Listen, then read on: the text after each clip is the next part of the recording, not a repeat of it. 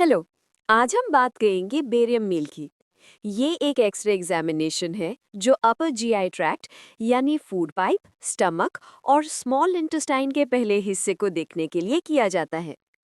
इस टेस्ट में खास तरह की radio OPEC liquid barium sulphate use किया जाता है जो एक्सरे पर दिखाई देती है और डॉक्टर को इन ऑर्गन्स का स्ट्रक्चर और फंक्शन अच्छे से समझने में मदद करती है। इंडिकेशंस। इस टेस्ट को करने की क्या वजह होती है?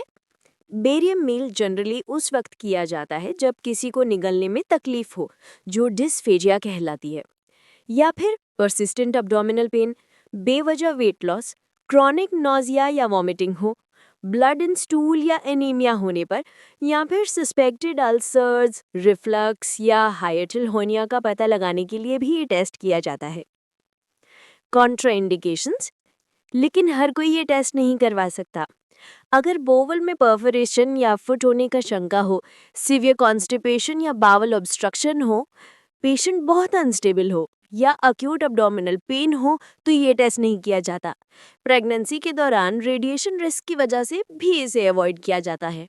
बेरियम से एलर्जी, जो कि बहुत रेयर होती है, या फिर रिसेंट जीआई बायोप्सी या सर्जरी हुई हो तो भी ये टेस्ट कॉन्ट्राइंडिकेटेड हो सकता है। The procedure. अब बात करते हैं प्रोसीजर की।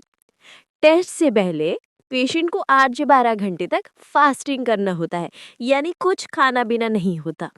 स्मोकिंग या च्युइंग गम भी अवॉइड करनी होती है।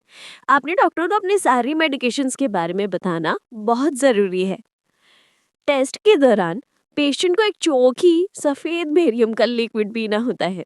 कभी कभी इसके साथ एक फिजी एजेंट भी दिया जाता है जो गैस प्रोड्यूस करता है और ऑर्गन्स को बेटर दिखाने में मदद करता है। पेशेंट को एक्सरे टेबल पर अलग अलग पोजीशंस में स्टैंड करना या लाई करना पड़ता है और रेडियोलॉजिस्ट मल्टीपल एक्सरेज लेती हैं। कुछ इमेजेस के लिए पेशेंट को अपनी सांस होल्ड करनी नहीं पड़ती है। ये टेस्ट जनरली 20 से 40 मिनट तक का होता है, लेकिन पेशेंट की कंडीशन और फाइंडिंग्स के हिसाब से ये टाइम बढ़ सकता है।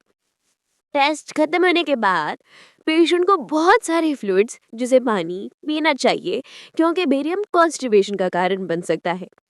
अगले 1-2 दिन तक पेशेंट की स्टूल वाइट या लाइट कलर की हो सकती है, जो एक नॉर्मल बात है।